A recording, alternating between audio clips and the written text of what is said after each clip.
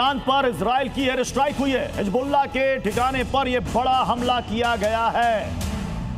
तो लेबनान पर इजराइल की एक और बड़ी एयर स्ट्राइक। इससे पहले भी लेबनान पर इजरायली एयर स्ट्राइक होती रही है।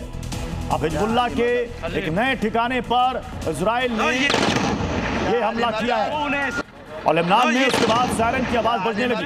बड़ा धमाका यहां पर हुआ है। एयर स्ट्राइक के जरिए हिजबुल्लाह के ठिकानों को नेस्तनाबूद किया गया है। हालांकि ये पहली बार नहीं है, इससे पहले भी लेबनान पर हिजबुल्लाह के ठिकानों पर इजरायली एयर स्ट्राइक होती रही है। चाहे वो हिजबुल्लाह हो या फिर हमास हो, इनके ठिकाने को इजरायली एयरफोर्स तबाह कर रही है। और उसी की एक नई तस्वीर लेबनान से सामने आई है, जहां पर हिजबुल्लाह के ठिकानों को टारगेट किया गया है, निशाना बना गया है। इजराइल का इससे बड़ा हमला बताया जा रहा है, जहां पर हिजबुल्लाह के एक बड़े ठिकाने को तबाह किया गया है। और एयर स्ट्राइक के बाद आप देखिए बिल्कुल आसपास सिर्फ और सिर्फ धुएं का गुबार नजर आ रहा है। इन तीन तस्वीरों से आप अंदाजा लगा सकते हैं कि कितनी जोरदार एयर स्ट्राइक यहाँ पर हुई है। आप पीछे जो आवाजें सुन रहे हैं, इससे पता चल रहा है कि वहां पर कितनी खौफ उस वक्त पसर गई और कब मच गया।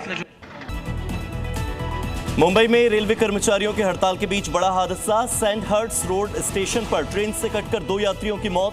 2 इंजीनियर्स के खिलाफ कार्रवाई के विरोध में हड़ताल पर थे रेलवे कर्मचारी।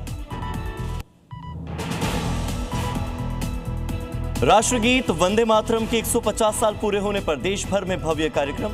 दिल्ली के IGI स्टेडियम में कार्यक्रम का उद्घाटन करेंगे प्रधानमंत्री मोदी। स्मारक डाक टिकट और सिक्का करेंगे जारी। बाबा बागेश्वर की 10 दिन चलने वाली सनातन एकता पद यात्रा की आज से शुरुआत। यात्रा से पहले बाबा बागेश्वर का बयान, कहा हमारे बच्चे इस्लामिक न हो जाए, इसीलिए पद यात्रा जरूरी है। बिहार के बेतिया में असम के मुख्यमंत्री हिमंता बिस्वा शर्मा का बड़ा बयान। तेजस्वी लालू को बताया बाबर औरंगजेब का समर्थक। कहा जैसे अयोध्या से बाबर को निकाला, वैसे ही देश से भी निकालेंगे।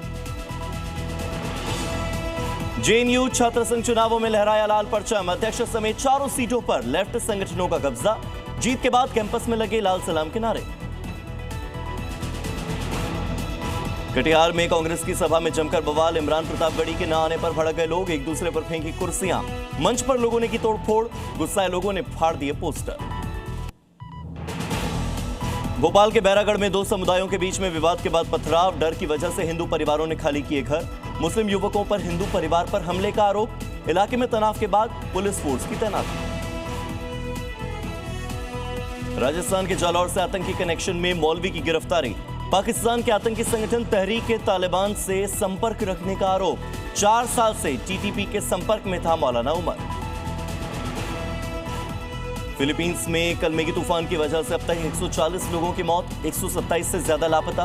तूफान के बाद देश में इमरजेंसी के हालात। एक और तूफान फंग वोंग की भी आहत।